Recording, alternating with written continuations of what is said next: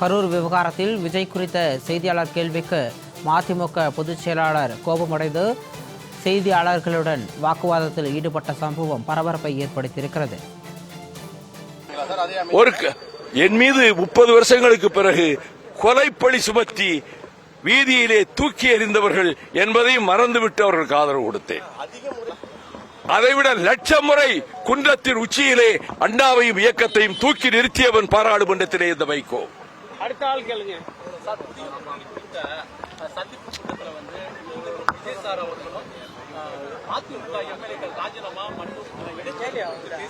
பேசவே இல்லை.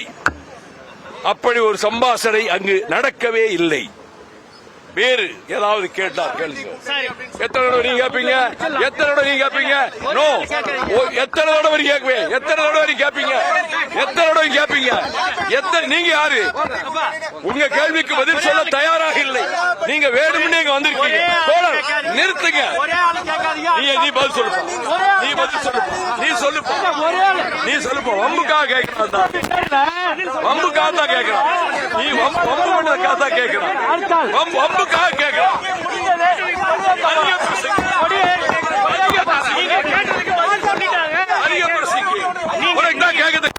ஜனநாயக உரிமை இருக்கா? பதில் சொல்லிட்டாங்க. திரும்ப திரும்ப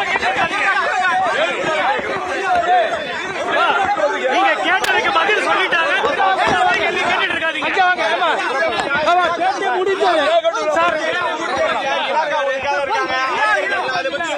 எனக்கு தெரியாது.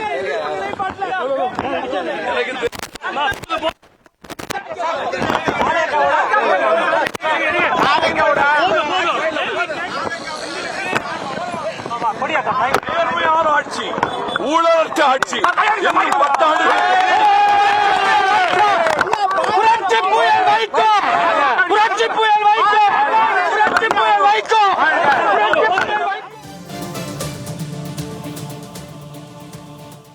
கூடுதல் விவரங்களோடு எமது செய்தியாளர் சித்தார்த் இணைப்பில் இருக்கிறார். வணக்கம் சித்தார்த். ஏற்கனவே செங்கல்பட்டில் செய்தியாளர்களிடம் வாக்குவாதத்தில் ஈடுபட்ட மதிமுக பொதுச் செயலாளர் வைகோ தற்பொழுது புதுச்சேரியிலும் அதே போன்ற செயலில் ஈடுபட்டிருக்கிறார். என்ன நடந்தது? விரிவான விவரம். முத்தமிழ் போற்றும் 3 காண்டங்கள் தலைப்பில் இன்று மாலை கடற்கரை சாலையில் சிலப்பதிகார விழாவில் உரையாற்றுவதற்காக மதிமுக பொதுச் செயலர் வைகோ இன்று புதுச்சேரி வந்தார். முன்னதாக புதுச்சேரி வந்த அவர் இந்த மூலக்குளம் பகுதியில் உள்ள மாநில செயலாளர் அவரது இல்லத்திற்கு அருகே இருந்த ஒரு கொடியேற்று நிகழ்ச்சியிலும் கலந்து கொண்டார்.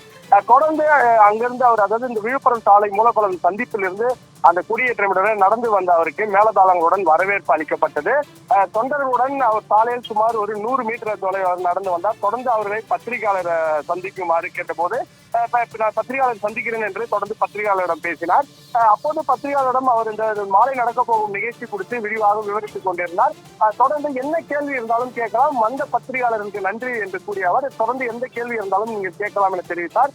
அதன்படி கரூர் விவகாரம் தொடர்பாக செய்தியாளர்கள் எழுப்பிய கேள்விக்கு, அதாவது கடந்த முறை நீங்கள் கரூருக்கு முதலமைச்சர் செல்லாததை நீங்கள் அவருக்கு மனசாட்சி இல்லையா என்று கேட்டிருந்தீர்கள். தற்போது ஒரு முதலமைச்சராகி ஒரு சட்டமன்ற உறுப்பினர், கரூர் சட்டமன்ற உறுப்பினர் ராஜினாமா செய்தவர் செல்கிறாரு, இதை எப்படி பார்க்கிறீர்கள் என்று கேட்டார்.